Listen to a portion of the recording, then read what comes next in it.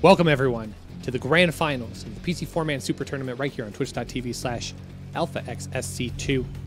It's Beowulf and Rushy at the cams, spawning in the top right of Juggernaut. It's our blue Terran player for Team NV. This is MARU.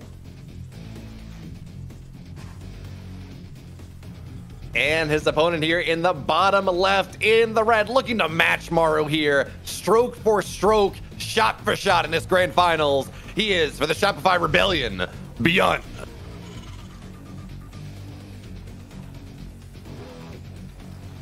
And of Russia, you know what? I didn't believe it. I said, you know what? I think they're somewhat equal here. Maybe that's just my fanboy going here. Legalax says, no. MARU has like an 84% chance to win a best of 7. And the highest likelihood is that it's a 4-1 or a 4-0. That is actually insanely surprising there. I did not expect MARU to statistically, like just looking at relevant TVT forums, to be that far ahead. I'm like maybe 55-45, 60-40, and not 85-15. Yeah, 85-15 is a sizable statistic. That's a lot of faith in the data here for MARU. And again, we constantly talk about, if you can't outplay your opponent, how do you outthink your opponent? And I think BYUN's going to try and do a little bit of both here. He's opening up double barracks against MARU. Now, I want to sit here and I want to crunch the numbers on this because it is kind of a unique and different build that maybe MARU's not going to expect. But again, when you deviate from the normal, it can go one of two ways, right? It can either really catch your opponent off guard and suddenly you have a really cool timing that works out very well in your favor, or you just sacrifice so much, and if your opponent's confident enough to just play in general, I mean, it might just end up costing you because you set yourself so far back to begin with. And right now, MARU also off to a great start here. Is that Reaper going to get the full kill? I think it's very, very close.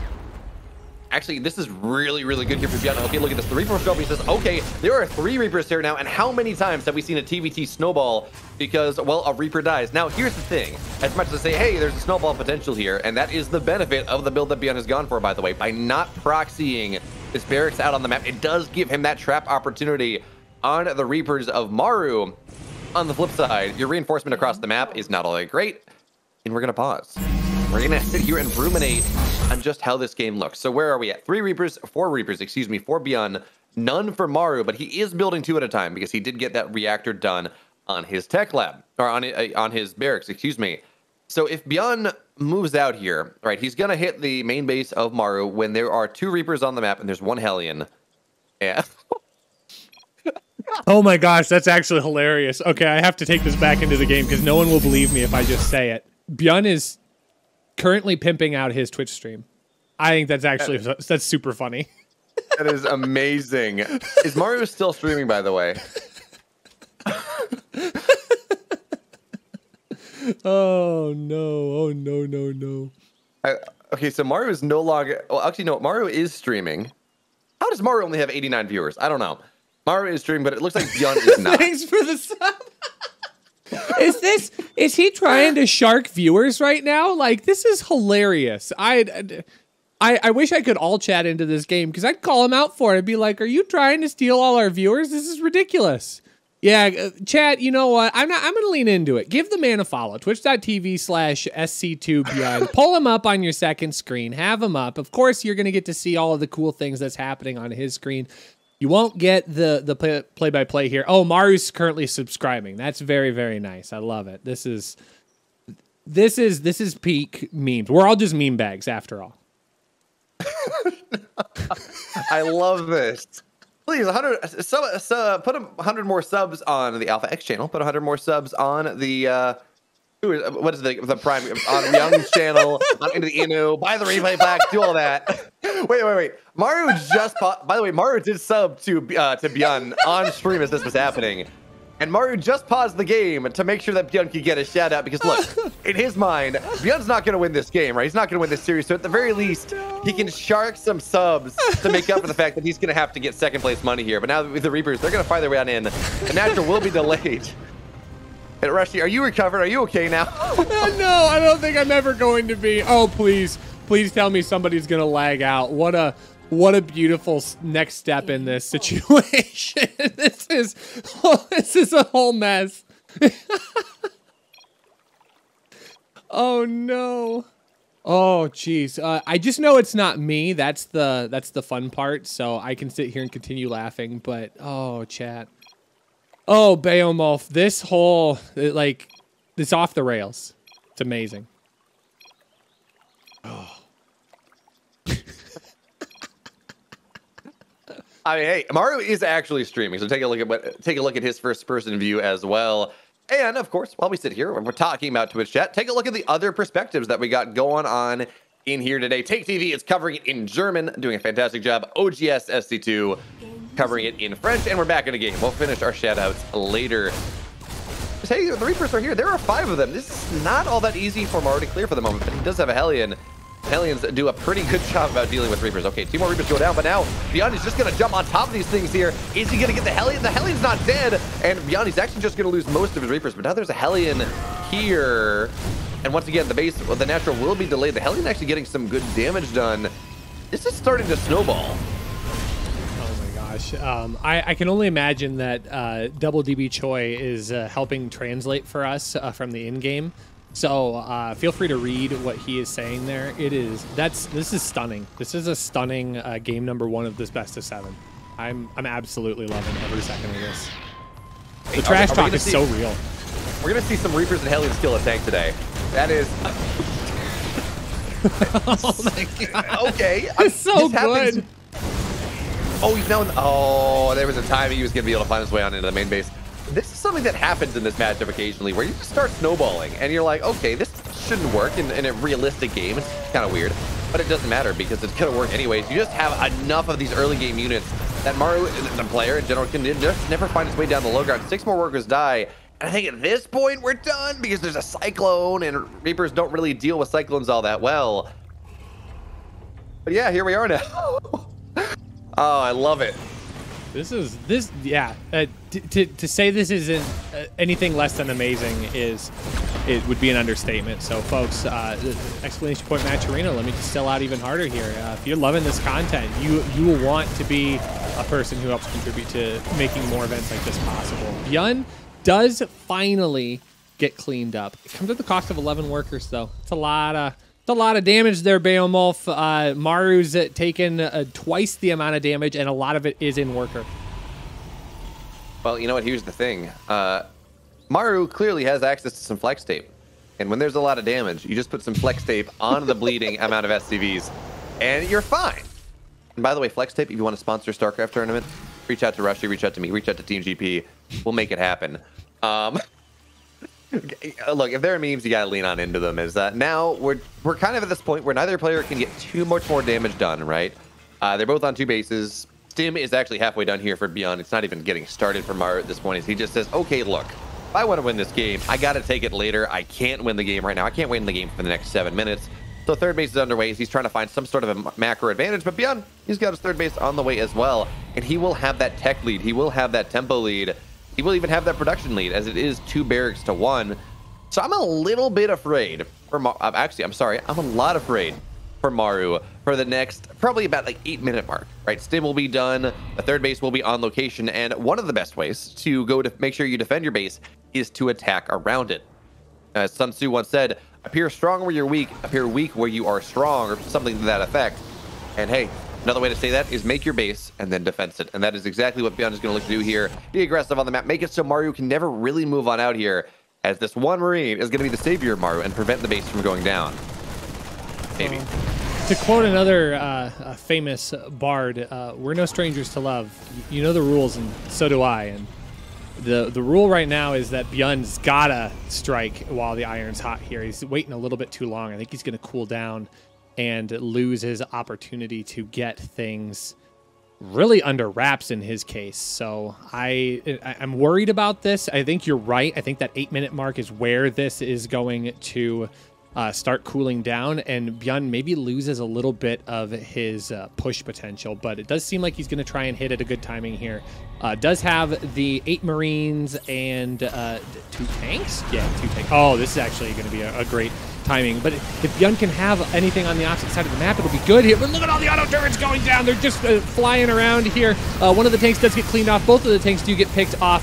Oh, BYUN is going to try and get a little bit of extended damage, but why is this army not farther forward here? It's playing way far back. Imagine if that army was up here, it could get on top of that tank and really deal some damage to that natural base, but now MARU's going to be able to rotate this around. So while it is still a decent engagement, I don't know if it was the game-ending damage that BYUN was hoping for. I think BYUN's still happy with it. I mean, look at the worker deficit here. It is 13 workers here for BYUN over MARU. And yeah, is he gonna really be able to push on in here with the tanks, with the Ravens? No, not really. But it's all about taking positive trades at this point here. BYUN actually not even trading more efficiently than MARU by about 300 resources. I think probably because of that last engagement.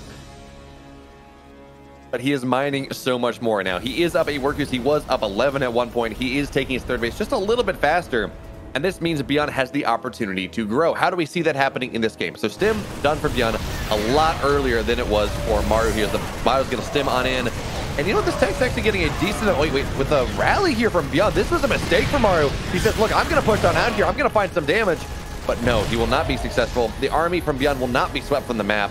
Although, I think at this point, with only one tank here and a couple of medevacs, BYUN will have to go on back. Will have to reset himself for the time being. Wait for that army to come on in. As we wait for that to happen, how do we see the advantage from BYUN really showing itself here? +1 is a lot faster. BYUN has combat shields. MARU does not. So he has the tech lead, right? His supply, it's only 13 supply up in the army, not all that significant, but we're seeing BYUN get more of what he wants, so he can have even more of what he wants later on. Okay, so BYUN's, I think, is going to be able to try and position this a little bit better here. Tank's going to go into the backside of the natural, and this is a much better situation, but there's just less army to actually push into this third base location. Now, the tanks are actually going to be able to pick off that orbital. That's a big mistake. MARU didn't get that repaired down, so that's going to be a huge loss. BYUN! He steals this game from MARU with a great pull. Game number 1 goes to the red Terran player. Well played. Here we are in light trade, game number 2. Spawning in the top left is our blue Terran player for Team NV. This is MARU. And his opponent spawning in the bottom right in the red, up 1-0 in this series, doubling his win chance, according to Illegalac for the Shopify Rebellion. BYUN. All right, so as we get set into this game number 2, there is a lot just to be considered in this run up here. We're going to have to watch very, very carefully as these two players interact, because I think game number 1, especially in a best of 7, you're not going to be too terribly worried about what might end up coming. The statistics from Illegalac, interesting aside, I would still say that MARU probably still has the clear advantage in this particular series, but it's going to come down to how they decide to operate against each other, and it looks like it's going to be mutual assured destruction here. Double barracks from both sides, and it's going to be Reapers. So MARU's decided, wow, BYUN played a pretty good game number 1. So that means I need to open what he opened here. And if anything, just to match him, right? So that way he doesn't accidentally have the lower amount of Reapers once again and then just falls apart in game number 2. Because if you go down 2-0 to BYUN, that gets to be a dangerous place mentally.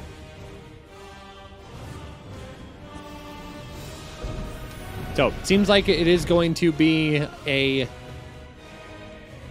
push out to the center here. Let's see how they dance against each other. Ooh, it's going to be BYUN this time that gets the quick Reaper play. Dodges the mine somehow, some way. So now MARU's going to have to run around with that Reaper. And this Reaper actually doesn't even take any damage at all. It's a very scary start here for MARU, but I think he is going to recover this just well, especially if he's going to get cornered with this Reaper. So now it's gone from a 1-1 advantage to a 3-2 advantage for MARU, and MARU's going to be able to push across and get rather aggressive here. But what's going to be the follow-up? It's just additional Reapers. We are getting a Hellion down for BYUN. BYUN not currently working out any transition. Additional Reapers are going down. And that means BYUN's going to take this advantage once again. It's just a nice little back and forth, but I think MARU could be in for a bit of damage harassment here. He is working on his natural, and that will be punishable if BYUN wants to come across and get at it. Yeah, absolutely. It's really cool here in this game, too. We see, I didn't know this was a build. Generally, you see kind of double gas 1-1 into a command center type of build here. But now, yeah, MARU is stealing BYUN's build a little bit, and he's going to say, look, I can do it a little bit better. So the Reapers will go down, but now Hellion's going to arrive, but too much damage has been done in the meantime. So MARU will be able to sweep that Hellion aside. All the Reapers go down, and now BYUN has lost a bit more over the course of this game. And the one thing we're always scared about in a TVT, right? In a game like this, when it's all about the early game units, how well can you recover it? We saw it happen in game number 1. BYUN, he just got that one Reaper down, and it snowballed to all hell. Now we're here once again. What do we have? It is 4 Reapers to 2, 3 Hellions to 2, though. That's actually going to put BYUN in rather good stead. And his rest of his Reapers will complete on into here. So maybe he's going to be able to catch this army from MARU and run it back across the map. He gets the proper Hellion shots, but look at the concave here from MARU, doing a good job to make sure only one unit takes the Hellion shot at any given time. MARU's actually just going to dive on top of that here. Even with the Reapers, he will be able to delay the natural once again. And hey, you know what they say, ZVZ is a knife fight in the dark with a blindfold. But have you seen Reaper fights? I was gonna say this is remarkably scrappy here for a TVT. We were both kind of buckling in for maybe a bigger series, and it's gonna go some long games. It's a good tactical play, but right now BYUN and MARU are trying to speed run this best of 7 here as they dodge back and forth and try and deal as much damage as humanly possible. But BYUN is now going to be on the low side of supply, not able to really capitalize on any extended damage here. He might pick off that Hellion as the last little bit of hurrah, but overall, this really is not that terrible of a situation for MARU. He comes out ahead. He manages to get a few more workers over his opponent, and I think his transition is going to be a little bit stronger here. He got his second base down a little bit quicker, which means his economy is going to spike just a bit faster. And in a mirror matchup of any kind, if you can do things just a little bit faster than your opponent, it's always going to put you in a good spot. Yeah, absolutely. Here you say it's not a great spot for MARU, but I think the second thing you said is more accurate. MARU finds himself in a rather nice position in this game, and not only that, he's going to scout the Banshee, so he will be well prepared to deal with the death from above that is coming on across the map here. Now there is a Cyclone. We'll get a lock on onto a Marine. That is most unfortunate. You want to lock onto the medevac, prevent anything from happening. But now, okay, the army of BYUN is going to be able to rotate on around here. Will be able to ward off that drop from MARU. Now, okay, so we're going to see 2 Banshees here. Of course, double Banshee. One taps every single worker in the game, except for Terran, right? SCVs have 55 health instead of 50. And that does mean that it's not going to be quite... Well, actually, yeah, Banshees still do enough, yeah. It's not going to be quite as effective as it might otherwise be. But hey, BYUN's still going to try to find some damage here. And luckily for us, we're past that kind of era of every time a Banshee's made, it's going to get like 30 kills and the game. It's not in Heart of the Swarm. We're not Wings of Liberty anymore. So where do we go from here? All right, BYUN does not have his third base underway just yet. MARU does. So MARU is anticipating a bit of a longer game, progressing on into the mid game, progressing on into the late game. And what BYUN is adding a second barracks. So he's going on up to 3 barracks play. Okay, just okay, that's what this is. This is just a matter of BYUN, he's down in tech, a little bit down in production because his aggression did not work out all that well. And the Banshees, they're going to get found on out. That's a significant commitment that BYUN made, right? He spent the gas on Cloak, he spent the gas on 2 Banshees. And it's looking like they're not going to find much damage in this game whatsoever here with the Raven, with the Cyclone, warding them off. I mean, maybe they can find some value in a straight-up engagement, taking some tanks down, but MARU's looking like he's in a pretty good spot. Yeah, things are shaping up okay as we move into the center portion of the game. The supply hasn't been conquered here for BYUN, but this could be a really scary moment here. Is MARU looking? He's going to lose an entire medevac full of units.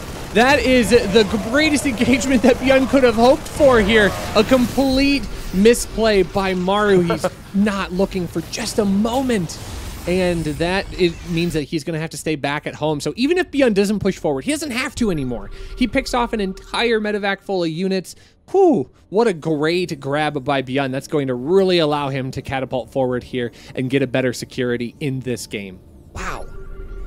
Yeah, that was a fantastic move there. MARU was very lucky he didn't lose his entire army in that exchange. And you say, okay, he doesn't really need to do much anymore, and that is partially true. And before I saw where the command center was, I was like, yeah, no, he still needs to get more damage done. But BYUN is building his command center on location here. He will have that advantage. So he's actually going to be mining a little bit more than MARU for the time being, because MARU, again, his base has not gone down just yet. So there we go. Nice little move there from BYUN, finding more damage. And now, well, the Banshees, they're going to die. That's fine. But what they will do is they will trade their lives for the cost. 5 workers do go down. BYUN now has a worker lead. It's a slim one. It's only 1. But the game, really, what BYUN's done here, he's got a little bit of army supply lead, but the game has been equalized at this point. MARU's going to have a little bit quicker +1 armor, and that does mean that his Marines will be vastly superior for about a 20-second window. But again, BYUN has done what he needs to do to equalize this game. All the damage done in the early game, all the damage that he took, well, it doesn't really matter all that much anymore. From this point on, well, okay, so in Russia, in chess, right? When you look at chess broadcasts or just chess in general, there is the idea, oh, nice pick here. Oh, he's not going to kill that, okay. BYUN showing some grace, some mercy here in this game. But Russia, in chess, right, there's this idea of you have theory and you have the new game, right? The first, like, 20, 30 moves are solved, for the most part, in most games. And then you get a new game, which is the point where suddenly it's a game that has never been played before. And in StarCraft, we hit that a little bit quicker, right? Because it's all about APM as well, mechanics. There's no limited vision, etc., etc. But we're now in a new game, right? A slightly different meaning, but the damage has been equalized, and now it's just what's going to be undo. What is MARU going to do here to try to find some damage, find an advantage once again? I think he just needs to capitalize on the timings that he has going for him right now, because BYUN, despite getting a lot of damage here in the backside, not going to really pick up a lot of worker counts. It's only going to be 2 workers lost on that, but those upgrades you mentioned are going to be really, really important. BYUN is a bit behind on his infantry armor, but look, he hasn't even started +2 weapons yet, and that's going to be a huge disadvantage. You only now get it picked up now at this point, so I don't know if that was something he missed or if he's purposely holding that off, but having such a disappointing upgrade disadvantage is going to be very hard to play into, especially since MARU really wants to push across the map and get aggressive with this. And I think he absolutely will once this upgrade finishes. And what is BYUN going to be able to have to deal with that? Tanks are out on the map right now, and MARU's going to be able to capitalize on that with some big damage that is going to go relatively unpunished. Yeah, that 4th base there is going to get canceled, as well as MARU is well aware of the advantage that he has. Yeah, he's down a little bit in army supply, but now he's up, well, now he's up 2 upgrades, or at least 1 upgrade right now, +2 attack coming on in. But BYUN has the concave, and despite the massive upgrade lead here, of course, with the Dorito cannon on most of that army, and with it being 2-1 versus 2-0, BYUN's still going to win this fight, and he's going to be able to sweep MARU away from the map. That's just a temporary victory, right? Because again, 2-1 versus 2-0 versus 1-1. We have the 4th base just about done here for MARU. Maybe this is going to be BYUN's timing, even as his look at that. Actually, his +2 armor is going to be timed out in the same way. He's actually going to have tank upgrade advantage as well. So again, if this game goes a little bit longer, he's going to be in a pretty good stead. As now the tanks are going to get dropped here on top of the concave. MARU, he's going to have to get in position. We have a Liberator that's going to siege it up, but it's just going to get stimmed down immediately, as a lot of Marines are going to die here from BYUN. That was maybe not the best move, but he wanted to make sure the siege up could happen. At the very least, he will deny some gas. And I do like this, right? MARU understands that he does have air control. He's sitting here on 5 Vikings to 2. And that means that these Liberators are just going to be able to knock down all the tanks. Bio's going to stim on forward. So much is dying there from all those tanks. Yeah, there was not a whole lot of engagement actually happening here for BYUN, and that's going to be a big pull off of the 3rd base location. There's going to be a lot of worker kills, though, on the high side of things. 19 SCVs do end up going down, but can MARU actually close this army gap here? A ton of the tanks on the backside are not sieged up, and they will be able to stutter step on forward. I think MARU is going to be able to clean this up, but it comes at a pretty sizable cost here. He sacrifices 19 of those SCVs to help make it happen, and that gives BYUN a sizable economic advantage here. If we look at that income advantage graph, it does jump down at 66 workers to 52. Mules can't save you, Beowulf, in a TVT, because your opponent has mules too. Well, I mean, yes, but MARU does have a 4th base, and BYUN is only just reestablishing his. So maybe that's what it's gonna be. And actually, MARU's gonna have a +3 timing attack as well here. So maybe, just maybe, I mean, his army is just a little bit better. And he's a really good siege deposition here. It's gonna be rather difficult for BYUN to break him, especially with the Liberators here, right? The tanks cannot just sit there and prevent MARU from ever pushing on in. He's gonna have to be consistently moving them backwards. So how is BYUN gonna set this push up? Now, here's the thing, right? MARU had a really good position, and he absolutely did. But now the SCV is going to get pulled. We have a concave coming on in from every side. Is it enough here for BYUN to be able to crush through the army of MARU? There are just so many damn tanks. He knocked the first line down, but not the second, not the third. MARU, he's going to take the game, and, well, we're going to tie things up. Let's go ahead into map number 3 here, Romanticide. It's our red Terran player spawning in the bottom right for the Shopify Rebellion. This is BYUN. And his opponent here in the upper left in the blue. He's the favorite, but man, both players looking damn good in this series for Team NV. MARU. Now, Roshi, I got a question for you here on Romanticide. Okay. What you got for me? I know you're a musical guy. When you play on this map, do you ever try to serenade your opponent with romantic tunes? Because it is Romanticide. Well, so Romanticide would be like anti-romance, right? It's like pesticide. Like it's something that gets rid of pests. This map gets rid of romance. That's sad. I mean, it makes sense that that's why we don't see BYUN here, because of course his name is pulled from the Romance of the Three Kingdoms, and if the romance is dead, then so too is BYUN, because he's not allowed to have his name anymore. I guess that's how that right? That's how that works. Yeah. I just chuckling because I didn't expect that to hit you as hard as it did. I was like, oh, I mean, I didn't mean to like hurt any feelings here. It's just like that's the way I always saw it. It's like, oh, I guess if pesticide gets rid of pests, Romanticide gets rid of romance. Oh, okay, that makes sense. Romantic death. I like that. Okay. That's a different way of putting it. I feel like we're just arriving at the same place here. Like, do you need a moment? Like, do you want to talk this out? No, I'm just freaking out instead because there's a guy in chat right now I studied abroad with in England, apparently. Oh, yo, it's awesome. Yeah. Hey, Nick, how's it going? Oh, that's beautiful. The world is a very small place. It really is.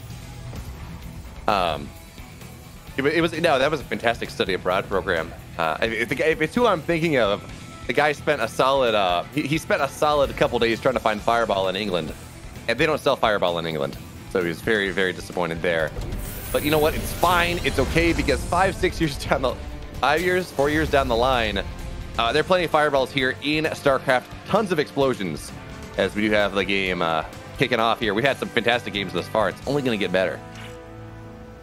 Yeah, it's a much more reserved opening here for both of our players. Both players choosing to take their lower ground naturals, not really banking up too many units to go be super aggressive. MARU, 1-1-1, BYUN, 1-1-1. This is as standard as it gets, and that makes me worried, because you mentioned BYUN Innovation that had that super long game on Romanticide, and we've seen lots of very long drawn-out games happen on this particular map. It just seems to play very well into the hands of the macro player.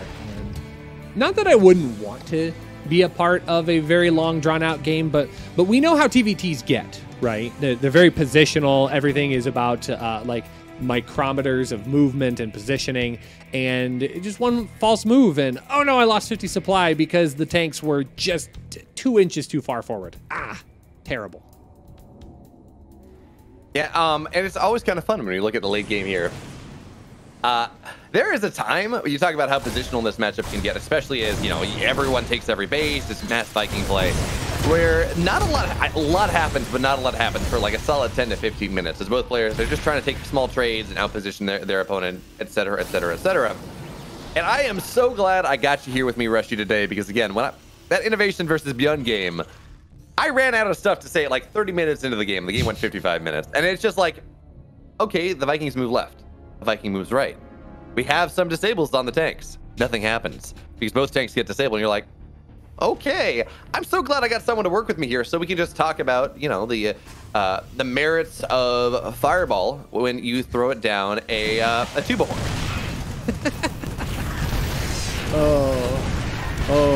There's so many ways that we can go with that, and I think the best way to go is just back into the game. BYUN is gonna have a nice little bit of harassment here. Buries the Raven in the back of the dead space near the natural. What do we see actually building up for both of our players? It does seem like MARU wants to get to that third command center. At this point, BYUN opting to build up his army count, which could be an exchange that works out really well for him. I think right now MARU's done a really nice job of fortifying his position, and it's going to be interesting to see how BYUN wants to engage on top of this, especially since that starport still pumping out Ravens at this point. Raven's not a terrible choice, but when you need to find a way to get up into the main base around the tank perimeter of MARU, I mean, medevacs are going to be much better at that. Yeah, it's really interesting. There are like 3 different ways you can play a TVT in the mid game on in the late game, right? Number 1, you go medevac play. And you say, okay, fine, I'm going to be active on the map. Number 2, and by the mid game, everyone wants medevacs. But number 2, you can go into Viking play and say, I'm going to stay defensive here. Maybe I'm going to be aggressive and I want to have that positioning. But regardless, I want to have the positioning. But look, hey, Rushy, more importantly than talking about Ravens versus Vikings, look at what is in the production tab here for MARU. Look at his main base, because he's doing something we do not see all that often. And this should be very exciting to everyone in the chat. Oh my gosh, is he going Mac? He's going Mac. Look at the number of factories we got here. We have 3 factories, 1 barracks. We have no stim on the way. We're going mech on Romanticide. And I know Maru's been messing around with this in TVZ. In fact, he won a couple matchups against Raynor in the DreamHack Grand Finals. But in when was the last time you saw mech in TVT? I'm having those moments here, Beowulf. My blood pressure's skyrocketing. Oh no, this is as turtle tearing as it's gonna get here from MARU. This is very unique play. I will say I'm excited, but this is definitely a very unique opportunity here. Is he gonna channel a bit of Gumiho? Did he become Mega Man, and as he defeats Gumiho, he pressed his hand on the top of Gumiho's head and he stole all of his mech powers? Like, this is a very old Mega Man reference, but I think it pans out well. Yeah, I don't know. Growing up, I wasn't allowed to have any sort of gaming system. I barely had TV, so that doesn't quite hit me. But anyway, I will trust you, Rushy. I will believe your reference here. But it is kind of funny you talk about this. MARU, or sorry, Gumiho, he comes back from military, and immediately we see a lot more mech. Not just from Gumiho. MARU's playing mech in 2 matchups here. TY has, of course, gotten the military, but I assume we would see mech from him as well. And it's like everyone remembered that, yeah, you can play mech in every matchup. Maybe not against Protoss as much, but I mean, you remember those GSL games from last year, I think early 2020, late 2019, and we had some fantastic mech games, battle mech games. I believe it was TY and MARU were doing that. So, yeah, it's kind of funny. Gumiho comes back, he's like, I am the mech god. And I was like, oh, he exists. We might want to do that. Well, it's gonna pan out rather well. The question is the scouting here. Does BYUN have any sense of what's actually coming down the pipe? He does see the 3rd base. The sensor tower is going to be up, but that doesn't necessarily give him any indication one way or the other. But this Bioforce cannot just shove on in. Finally, he does scan. He's immediately going to go, wait a minute, who am I playing against? We're going to have to wait for Double D Choi to let us know what's actually being said, but this is definitely throwing BYUN off. Now, I was thinking that... He's just lying and saying it's Bio. Hilarious. Pay no attention to the man behind the curtain. It's just Bio with a lot of tanks and not a lot of Bio. Did you see the 2 Marines where they are? Okay. Yeah, I was gonna say here, I thought BYUN actually would have had a fairly good idea. So we have an engagement kickoff on the right hand side. Actually, this is a nice break here. The Ravens are all gonna get disabled, and the 3rd base is gonna get broken. You know what? Hey, nice move there from BYUN. He really hasn't made his transition into anti-mech play just yet. Well, I mean, he gave him fair warning, right? All fair in love, war, in StarCraft 2. I mean, MARU unfortunately kind of pays the price here for his mech. Some good disables going down on the forward tanks. That should push BYUN out of this position, honestly. But yeah, he went down to defend the 4th base, and now BYUN can start to use the power of Bio to bounce around here. Oh man, I'm loving the back and forth between these two players. We're getting a great series so far. It really is. MARU was very confident this was going to be like a 5-0 in a 7-game series. You know, like I'm just going to stomp him here, but now the Bio's going to move on in. It looks, does BYUN have the Viking lead? It's hard to tell. Okay, he does. No, he does not. So we see all the Vikings go down there, and BYUN, he will be forced to give on this position now, as the Hellbats are going to get dropped to the top of the tanks. They will go on down. The Vikings wiping everything from the skies. And the one thing I'm worried about, all right, is that we do finally have Marauders on the way. We do see the progression into anti-mech bio here. BYUN and MARU are on the same number of bases, right? That is one of the ways that traditionally in TVT mech versus bio, you see things happen. The Terran, the meching, or excuse me, the bio Terran expands to take the map. They move on into Sky Terran that much faster. But BYUN and MARU are taking their 5th bases just right around the same time. In fact, MARU is building more command centers than BYUN is. So as much damage as BYUN got in that push, I would have loved to see, instead of kind of dropping in the 3rd base, I would have loved to see that bio just stim on in to that 4th base, try to wipe it on down, and go from there. I'm also kind of wondering here, as confused as BYUN is about this being mechers, saying that he is, I wonder if that's a bit of a mind game, because he did see the 4th gas taken rather early on in the natural. And yes, you do get 3 gas in TVT. 4th gas, though, is a little bit rare. Four command centers. Okay, yep. You know what? Fine. Okay. MARU, he's like, I'm fine here. I'm not going to die at this point. I've hit critical mass, so I can take every single base I want. Can we give a big shout out to Double DB Choi? Honestly, though, like this is amazing. This is the kind of content, like, you don't even get this kind of content for DreamHack. This is outstanding. I mean, we get interviews. Full disclosure, we didn't know we were going to get interviews until we were told, like, 15 minutes before broadcast, hey, we're going to get interviews. Make sure you got good questions. And so again, shout out here. The production value is off the charts, primarily because Rushy's running the stream and I'm not. If I was running the stream, we'd have like a frame every other question, every other phrase, and half the time you'd be cutting back to me in the game. It's totally fine here. The Hellbat drops on top of everything. There are not enough Marauders in this army. Nice job there from MARU, just catching him down a little bit off guard. Yeah, this is not going well for BYUN. BYUN is he has a supply advantage, but again, against mech, it's just so hard to push in. And MARU's getting such a great opportunity to be able to shove around and place down more bases. So that means there's going to be more planetaries out on the map. And it's just going to become increasingly more and more difficult. Now, 3-3 is on the way for BYUN, so he will have a decent amount of pushing power with his Bioforce. But I'm just worried as he starts to lose some of these engagements that things are not going to go his way as well as he wants to. But this is much, much better here. BYUN's going to grab a base before it is allowed to get situated. I think that's okay. It's a negligible loss for MARU, but it does keep BYUN in the game at this point as he tries to get decent positioning. And this is an official premier level match of StarCraft where the term KEKW was in stream. We're all just meme bags. Like, I love how there is one character there. Apparently, I mean, I assume it's not strict translation, but I love how apparently there's one character in Korean that means the entirety of KEKW. That is, Korean is just like ahead of us here, right? That is incredible. So you just do it so well. You do it so well. As now, look at this. We got a big drop in the main base, Rushy. Take a look at that. Oh shoot! Yeah, we do, don't we? Oh well, never mind. Well, it's gone forever.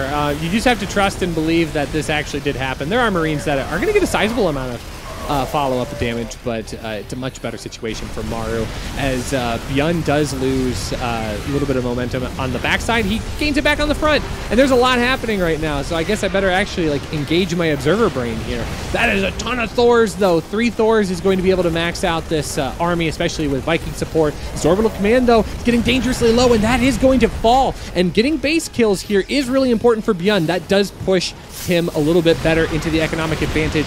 MARU is going to try and resecure this location once again, and I think with the tanks, that should be doable. But again, he's losing yet another base. This base was okay to lose a couple of minutes ago, but losing this one now is not an option. Now, I love this, by the way. So we saw BYUN drop a lot of stuff in the main base. He didn't really get that much done with it. And we see MARU just pop down. He's like, yeah, are you really making that play? And BYUN said, yeah, of course I am. Because the play I'm actually making is I'm going to snipe 2 your bases here.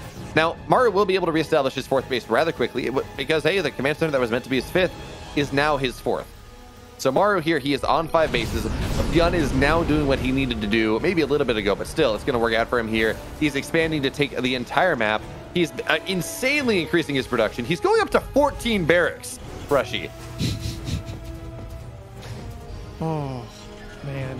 I have to take a second again. Like, we're getting this live feed of what is being spoken between these two in game. And that's on top of all of the micro that they are doing. Like, they're doing this while they are playing. It's disgusting, really, because like there are some of us that can barely manage like 200 APM playing lights out with our brains on fire. But here these two are just casually having a great ladder game of StarCraft. No big deal. There's Keck W's, there's banter back and forth. This series has got it all. Yeah, meanwhile, back down at our level, you see someone typing in chat. You're like, oh, they're cheesing me because they're kind of trying to distract me from executing my build instead of, you know, like, well, I try to type and respond. Which, you know what? And here, again, you're saying these guys, they're holding a conversation. They're giving each other a hard time. The trash talk is real. It's so much fun to watch. I mean, I wish they were... I understand why at the highest level tournaments you don't see this as much, but it's add so much to the game. Makes it so much fun. Okay, so now we have air attack finally getting underway here from BYUN, as it looks like he is ever so slowly moving on into Sky Terran here. But look at that. We got the Dorito cannon going on down. This is not an army that MARU can fight, or excuse me, that BYUN can fight anymore. Now, BYUN has pretty much every single base that he can realistically be expected to take, bar 1. So the noose is tightening on MARU just a little bit, but you got to remember, MARU is always going to trade that much better, as he's up about 2,000 resources right now. And this is just the great terrifying inevitability of a mech game. Eventually, they're going to take the bases. And if you have not done enough damage, if you cannot prevent that from happening, it's just going to be so much a problem, because yeah, their economy is going to grow slower, but you will be able to develop, and you will just trade so much force that it does not matter here. As now MARU looking to push on in here with this 3-3, and BYUN actually is not going to opt to stem on into that. I guess the 2 tanks, the Liberators, are going to be a little bit too much here. But now, looks like MARU's going to try to take this fight. Okay, yeah, no, the Bio will be able to avoid things. But how is our concave set up here? We have one big clump on the right, not a lot on the left, not a lot in the middle. So MARU's actually setting himself a really nice opening here, and we do not have Mass Ravens totally underway for BYUN just yet. He only has 4, and he does not have the Raven upgrade to make sure that they have a lot of energy when they spawn on out.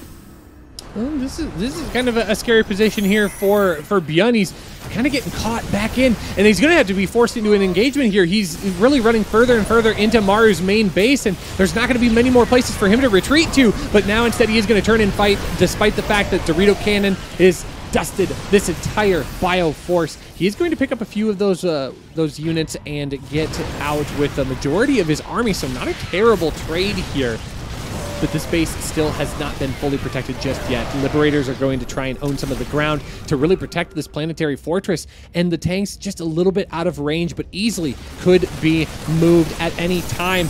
BYUN once again going to get on top of this base. I think he should be able to stim it down.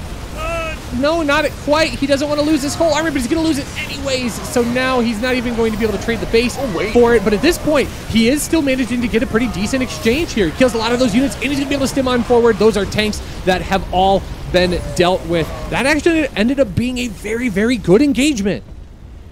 Yeah, here's the thing. I think we saw a lot of Ravens and Vikings go down there for MARU, but also we have 6-7 Vikings on the way at the time. I think I even saw 8 at one point here.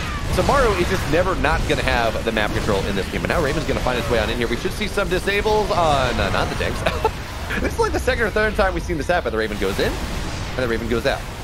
Raven says, I don't want to do this. The base from BYUN will go on down. And I'm kind of worried about BYUN at this point in the game. His supply is below 200. He does have a decent amount of bases, but MARU is establishing those bases as well. And MARU just has this insane sieged up position here where their tanks are just going to blow this base up immediately. Plus 3 tanks are no laughing matter. But yeah, you know, they're a decent amount of Ravens. Maybe BYUN can make a big break happen here. I don't know. I'm not feeling confident. At the point where you can pump out 7 Vikings at a time, that's a bad position. And all of these extra barracks that you referred to earlier, they're now going to get whittled away here. A lot of this production caught in the top right-hand corner, and that is going to be an elevation to MARU's dominance in this game. We're at the 20-minute mark. There isn't necessarily a super clear-cut winner right now, but both players are giving it their all. However, MARU does cut a nice chunk out of BYUN's bases here. He does take off some of the production. He does grab a couple of those mining bases, and that's going to start becoming a talking point here really soon in this game where, again, players are on even units. They can both make the exact same amount of things, the exact same kind of things. Ooh, this is a nice little clump up here of those millions. Oh, 5 workers. That could have been much worse, but anytime you're in a mirror matchup, you now start to calculate the worker counts, you start to calculate the number of things that are being built, because again, there is no asymmetric advantage one way or the other. You either can overwhelm your opponent with what you have, or you just don't have enough and you get bulldozed over. Now, with that, I mean, it is bio versus mech, so there is a little bit of asymmetry there. We're going to get more trash talk, which is outstanding, but this is starting to become an interesting situation here. Look at the banks here, Beomolf. 3K minerals for BYUN. Is that a sign of what's to come? I'm actually, I'm really surprised here. You look at the banks here. MARU, the mech player, has a bigger gas bank than his opponent does, and that's kind of crazy. But now the Vikings are just going to look to chase down all of these Ravens, and that's actually a big problem here for BYUN. He needs to get that second armor. He needs to be going into double air upgrades, and realistically, he needs to start going into Sky Terran. Because there just comes a point where you will not be able to take a fight in any way, shape, or form, because the Ravens just do so much. They make your bio just really weak. They disable all your tanks, all that fun stuff here. So now, okay, that's a big Dorito cannon on top of all of the Vikings, but hey, there's not enough really to fight them just now. Not with the tanks on the ground, not with these Thors that do tons and tons of stuff here. As BYUN says, let's fight with the man as he's running away from the entirety of MARU's army, but he just set up a concave here. It's all a big bait, as all the tanks are going to get locked on down. The entire army from MARU is getting knocked on down here, as I don't think we need any sort of translator there to figure out what's happening on that one, as the interrobang is flashed.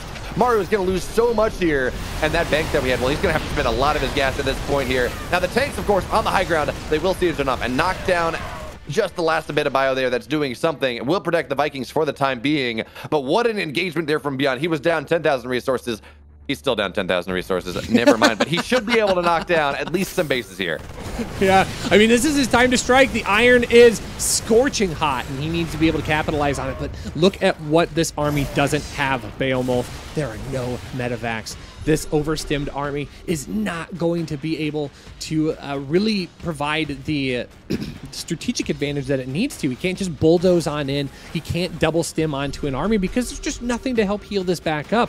He's always 1 or 2 tank shots away from just being obliterated, and then suddenly MARU is going to be on the giving end of that kind of punishment. So ultimately, though, I mean, this is a great back and forth. BYUN has lost a majority of his Ravens. He's only down to 3 now. So that advantage is gone, and both players are very, very close to being maxed out once again. MARU did deplete most of his bank. Is this Bioforce going to be able to jump onto these tanks in enough time here? They will be able to get on forward. There's battle cruisers that are blinking on forward, but all of the tanks are gone now. Is there enough Marine count here to really deal with those battle cruisers? No, there's not, and the tanks on the high ground make sure that that stays that way. This is starting to look like a really interesting situation here as units are slowly getting pulled apart here for BYUN, as he is going to stutter step in forward. He kills off more and more of these tanks. He's getting the consolation prize as much as he possibly can, but having the battle cruisers in the sky is a scary transition I don't know if BYUN is ready to deal with. Well, he is building 6 Vikings at a time here, but here's the thing, he is down 2 upgrades in his air upgrades here. Actually soon to be down 3. His +3 air attack is just about done, and that is the scary thing about late game TVT. This is what I'm saying. I'm like, look, MARU or BYUN needs to, he needs to take the rich Vespine base so he can get that gas that he needs, but he needs to move into Sky Terran, because eventually someone moves into battle cruisers. And Marines do not fight battle cruisers all that well, especially heavily upgraded battle cruisers, especially when there are Ravens to knock down the upgrades of the bio. BYUN calling for a draw here. I don't think we're at draw state just yet. Maybe that's just me. Oh my gosh, this is this ends up being a tie. No, don't do this. Oh, this is amazing. Guys, this is, wow. Exclamation point Matcherino, exclamation point replay packs. Just get so much support going for Team GP. It's a lot of worker kills. That's going to be a dead planetary as well. So the base is going to get cleaned up here in the top right-hand corner. This is such a scrappy back and forth here. But as we get into the late game and we start introducing more and more of those battle cruisers, are these Vikings actually going to be enough here? The shield, or not the shield, but the armor plating for ships is at +3 for MARU, and it's only +1 upgrade attacks for ship weapons at this point for BYUN, so there is a bit of a mismatch. Yeah, absolutely, and we talk about that, right? One of the things we need to look at here, oh no. Yep, apparently Glide is lagging out. That is very sad. But anyway, when we look at that, Vikings fire 2 shots at any given time, right? Much like Phoenix. So what that means is the upgrade disadvantage means even more here. And look at this, MARU is going into mag field accelerators. That's pretty cool. So he already has the answer to the massive amounts of Vikings that BYUN is looking to build. But BYUN, he's only mining 800, 900 gas a minute. MARU is mining 1,600 gas a minute. I'm just pointing that out there. That is a metric ton of gas. That is absolutely insane. And that is, I mean, again, that's the reason he can build this army. Why is MARU building medevac upgrades? I mean, at this point, why not, right? Oh, giant Dorito cannon dusting the entirety of that Bioforce. This is, or excuse me, the mech, the Bioforce is going to be able to shove forward. My brain got one sentence ahead here, but the follow-up tanks will be able to stop that push once again. We're kind of in this loop here, Beowulf. It seems like we are reliving the same like 3-minute engagements over and over again. One player gets anti-armor missiled all over their force. The other person just stims on forward or moves on forward, and we just we go take a base out, and then we just wrap around. We do it all again 3 minutes later. Yeah, except here's the thing, right? Now, there's 3-3 battle cruisers on the field. Every time Yamato cannon is done, they Yamato a base down. Because, you know, that's something you actually, they don't even need to spend the Yamato on. Somebody said they're not moving out, and yeah, the battle cruisers, they kill a base. They say, oh, it's fine, I'm done here. But yeah, you're absolutely right. This is Groundhog's Day. Do groundhogs exist in the Caprulu sector? I can only imagine at this point. I mean, clearly we're seeing it. So if we're experiencing Groundhog's Day, that means it has to happen here. This tank siege up is going to be really scary, though, getting on top of this Rich Vespine base. This base is going to be really important for BYUN to hold, and he's just giving it up. He doesn't even want to try and fight that. He knows that he's lost out on the positioning here, so instead, he's going to go try and trade a base with his opponent. But here come the battle cruisers. One disruption matrix going down onto that battle cruiser. That does make the engagement a little bit better in the face of BYUN. BYUN is not going to be able to get to base still, but he does get all of those battle cruisers. Again, consolation prize aside, 173 to 140. This is a bad trade overall for BYUN. I think Mars going to be able to shove this forward. Yeah, BYUN, of course, saying, I'm going to kill that base before I lose this game. So please, let me kill that base. And Mars says, no. And here's the downside, right? You said he gave that base up, which would be fine, but he also lost the orbital. That did die in the exchange. And now look at it. He has not mined any of these minerals out. So this is a dead base here because BYUN just cannot find his way on top of it. And I love how MARU is playing mech like a Zerg plays against mech, right? He's just doing tech transitions all, oh, okay. Nice Dorito cannon there on top of all of the tanks there from MARU as well. But again, he's playing mech like a Zerg plays against mech here. Just tech transitions all over the place. Dorito cannons on top of everything. The tanks are just about annihilating everything here. And of course, the Thor is behind. That's going to be a GG MARU in 28 minutes. He's playing mech on this map, and it looks damn good. Spawning in the top right. It's our blue Terran player. Team NV up 2-1 in this best of 7. This is MARU. And of course, his opponent here in the bottom left, looking to equalize once again for the Shopify Rebellion. He is none other than BYUN.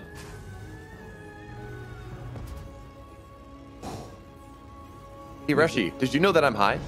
Apparently. That's what chat is saying. I'm not, but, you know, high on life here. So there we go. Proxy Barracks coming on down from MARU. We should see a gas on the way, and the question now is, does he build that second barracks at home? Does he do the mirror image of the build we saw in the first 2 games, except, of course, both barracks were at home? Gonna have to find out. I'm just tired at this point. This has been a wild series so far. What a wild cast in general. I mean, some great games, some outstanding back and forth here, and again, the potential for some more as well. However, can I comment? Is it just my screen that's glitched? Is there a hole in the Dragon Wing on the left? I actually don't have that. I don't have that logos mod right now, so it's not a hole. There's a little bit of rock on the ground, and it's just with layers of things. It must just be like a weird glitch on this side, because the other side's fine.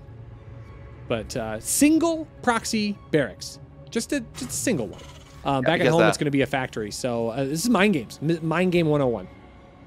Because it's proxy marauders here, and this is not something we see all that. BYUN didn't see this. What's he saying? Like, because okay, we see the marauder getting started, and BYUN's like, hi, something. Please do some. Oh no!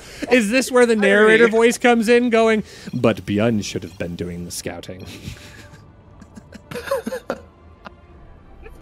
Oh please! Oh no! Love it. No, like, please, no! I love this. Like, this is, of all the games, for BYUN to just say, hey, look, dude, scout, please.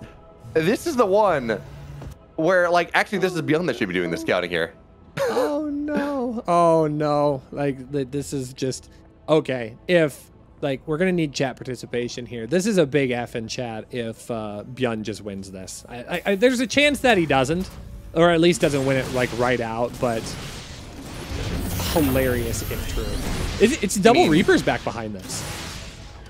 You mean if MARU wins this? Because I don't think BYUN instantaneously wins, but now, okay, yeah. Sorry, I said the wrong one. No, I don't think BYUN has an instant win condition here. As now there are 3 Marauders on the field. Of course, Marauders, they kite well against everything. Now there's a Hellion here too, so even these Reapers are not going to be all that great. So MARU feeling safe, feeling happy to move on up into the high ground. And once the reactor gets down to like maybe 30 HP, once again, the bases will get, or excuse me, the Split Eagles will get dropped here. One of mine is going to kill off the Hellion, but still, Marauders fight against Reapers rather well. They don't kite. Reapers just cannot kite anymore. Marauders get, oh, look at that use there of the KD8 charge. Marauders going to move on up onto the high ground.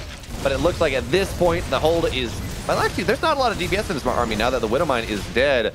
So the Marauder should get this last Reaper. No, it won't. Okay.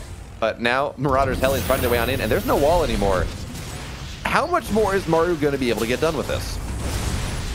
It kind of depends. I think that it's going to be limited here. Yeah, losing that Hellion is going to be a bit too much.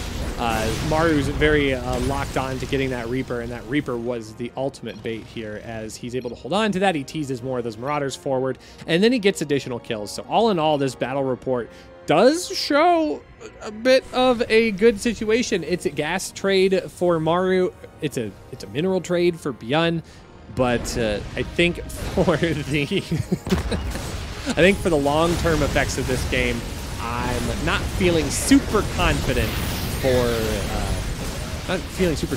MARU's push here. No, not really. Marauders are very good. I mean, they can deal with everything that BYUN does have, but BYUN just got a little bit too much here. He is well prepared for things.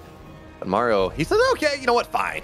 My Marauders didn't really work out, but you know what other unit has shells that kind of look like Marauder shells? Banshees. Banshees kind of look like, their projectiles kind of look like Marauder projectiles. So we're going to go on into Banshees just next. And oh no, a bunch of SCVs are trapped on the other side of the map. But it's going to be fine. Because I was thinking those Hellions were Marus. They were not. And now BYUN has his natural. He's very happy about this. He's in a good position. And, well, the base will move on up on the, or excuse me, the barracks will find its way on up on the high ground here. Just getting a good scout of things.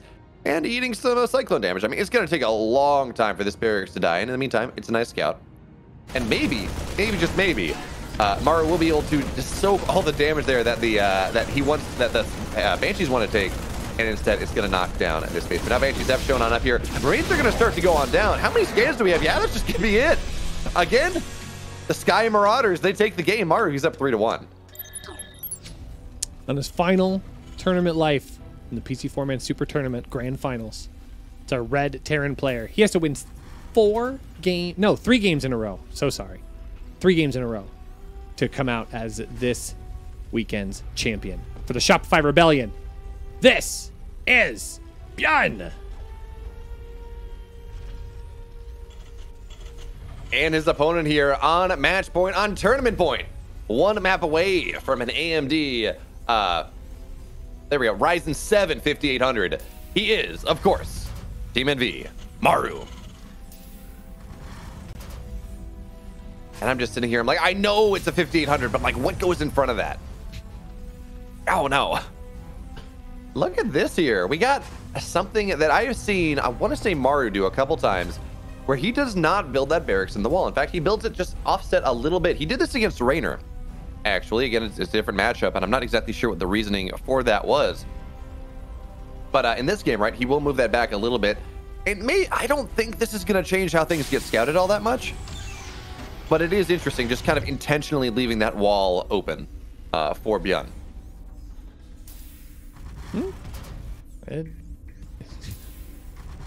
Yeah, I guess I didn't look at that very closely, and now that you mention it, that is rather interesting here. I just don't know how I feel about that. We're gonna get more banter though. This is S tier content.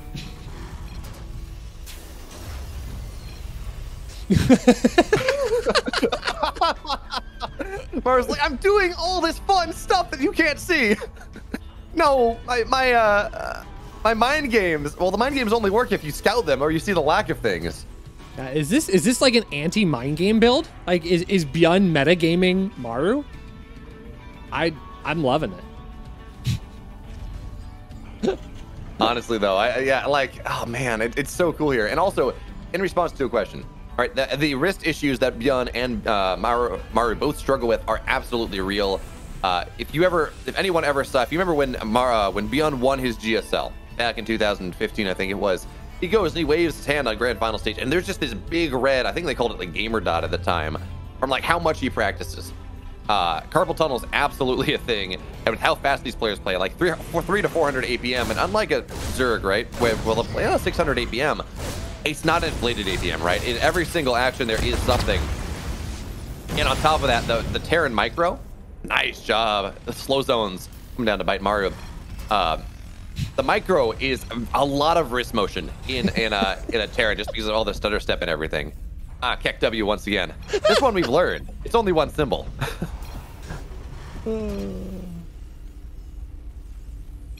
Maru's calling me out. He doesn't know I'm laughing, but I'm laughing.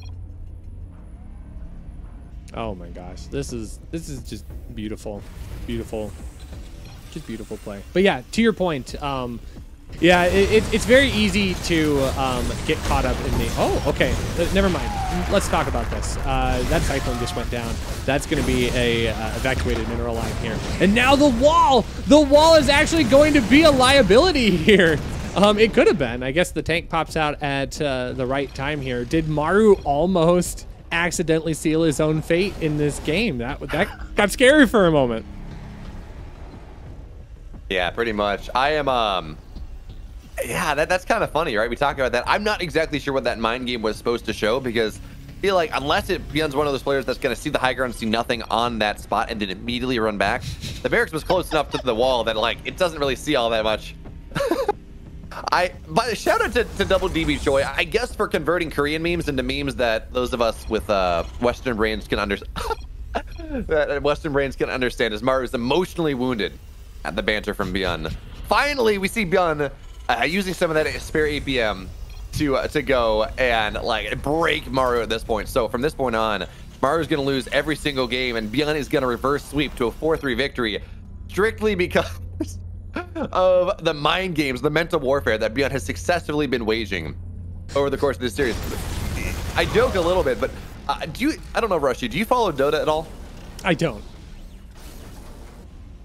So in Dota, there is one team that has won the World Championship 2 years in a row, and they're OG. And in Dota, you actually have voice lines and things that you can spam at your opponents, and everyone sees it. And they are famous for just spamming voice lines at every opportunity, tipping players that make mistakes, and just not only playing extremely good Dota, but also just waging this mental warfare and just breaking opponents' mental state down. And that's what we see BYUN. He's done it in this game. He has been successful. And MARU now, he's got no chance. The mind is broken, and so too So too will the series follow, or something like that. I'm just waiting for the GSL to ease up on their rule for chatting in-game. Because imagine a GSL moment where you have these awesome things happening, but then you get tastosis in on the fun of watching all of these things come across the chat channel. Like, the memes would just be off the chart. It would just be hilarious. So I would relish the experience, even just once. Like, what if we went full artosis and we added text to speech? That would be off. It would be off the rails. Game number 1, it would just be www. It would just be hilarious, hilariously bad. All the tears. And these, it's funny. We see both players trying to abuse the dead airspace and then just being abused by the slow zones. You would have thought that BYUN would have learned his lesson. He's like, yeah, I killed a Reaper. That tells me everything I need to know. And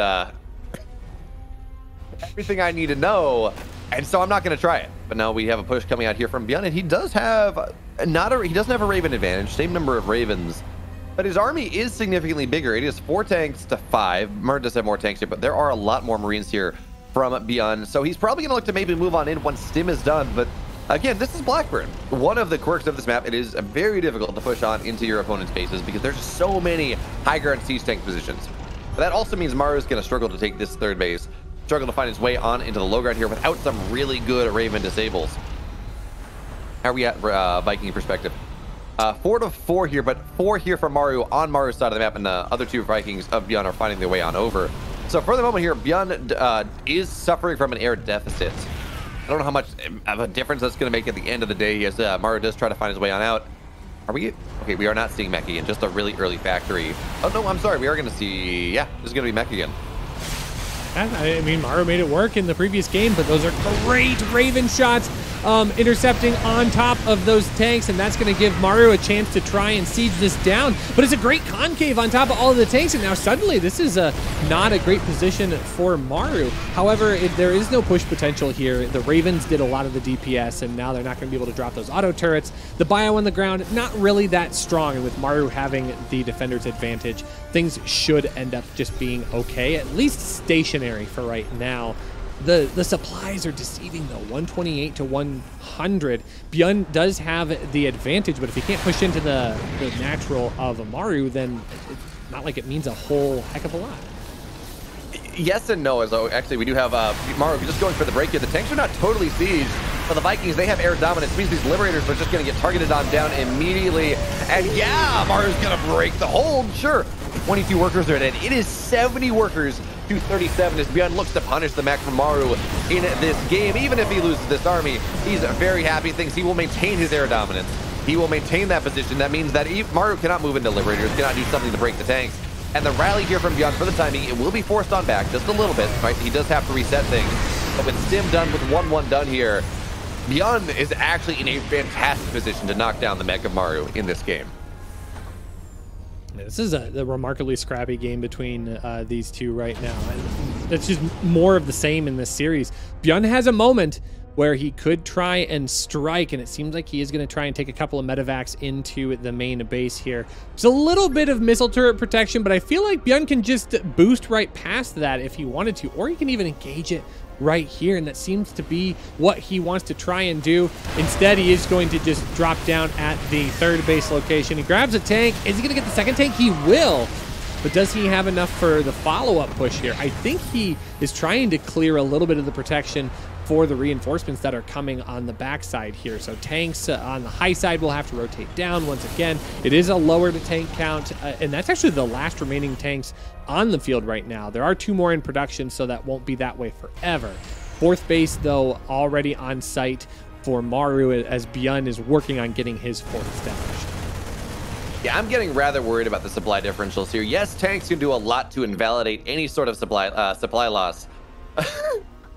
Okay, well, that was pretty easy. But still, at this point here, MARU is at 30 supply. His opponent is at 67. All the Vikings are going to land. Vikings actually do a lot of damage to our planetary is technically mechanical units. Doesn't really matter. MARU's going to be forced to tap out. BYUN, he takes his second map in this series. And I told you, BYUN had the mental break. MARU's not winning a map from here on out. just remember the next time that we have an in-person event, the second day of whatever event that is going to be wear your favorite team jersey day. So whether you support Alpha X or Team GP or Envy or Shopify Brilliant, whatever, go support your favorite teams, folks. I can't stress that enough because we're going to do that. I'm going to make it unofficially. We can clip it, send it to all the bigwigs in the StarCraft universe. Let's do it. The first major event back. Let's make day 2 wear your favorite team jersey day. You heard it here, folks. Let's make it happen. Yeah, absolutely. Look, MARU, he scouted a little bit. He did something. Anyway, what do we got here? You know, the one benefit, right, of Rushy is you having multiple jerseys is if you go to a tournament, right, you don't have to wear the same jersey 2 times in a row. You don't have to feed in to that, the stereotype of, you know, the video game nerd who doesn't have any clothing, he never takes a shower. So, congratulations. Why you gotta out me on the internet, right, like that? I don't have any clothes. Those are the only 2 clothes I own. How could you? I had to like go borrow this V-neck from a friend. Can't believe you. Well, it's okay because you know, people ask how they can look as good as Beowulf, and I don't know why they're asking that because I mean, very clearly we got the sexy Russian in the V-neck. So okay. You know, it's kind of a mistake there. Very clearly they should be taking stylistic opportunities from you. I'm just wearing the Alpha X jersey because it's an Alpha X broadcast. You actually had to put thought into this. Much like these players have to put thought into what builds they're going to go for in this game.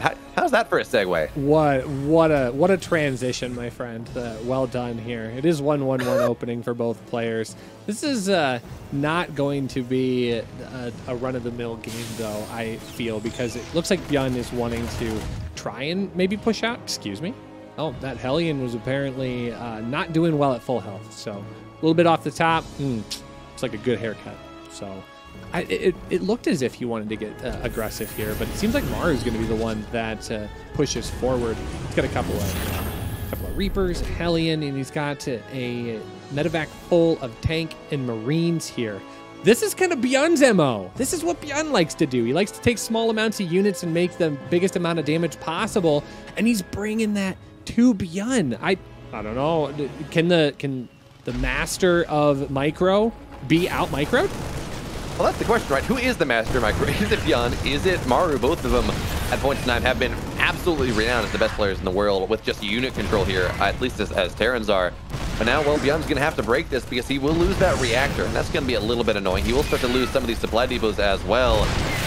That being said, we do have 1 Raven. So theoretically here, the Raven should be able to disable the tank, and then the break will happen here. Nice lock-ons on top of the medevac. We have a full concave going on in. Now the break's going to happen. Looks like it's just going to be an auto turn. I think I would have preferred to disable because, well, the army of MARU is just going to find its way on back, and now MARU is just going to win the fight. Okay, yeah, I think a disable would have absolutely been better there. And now MARU, he has a rather significant army supply lead. It's only 2 army supply. But in terms of tempo, it is massive because now we have tanks sieging on up on the high ground. We have air superiority here. SCVs have to get pulled. They're just getting blown on up to shreds, you say. Oh, no. And the Raven goes down, too. Not like this, Beowulf. There have been so many great engagements in this game, and MARU is on the verge of just obliterating his opponent because BYUN decided to go one way instead of the other with his Raven, and your PCForMan Super Tournament champion is our blue Terran player from Team Envy, MARU, 4-2 over his opponent.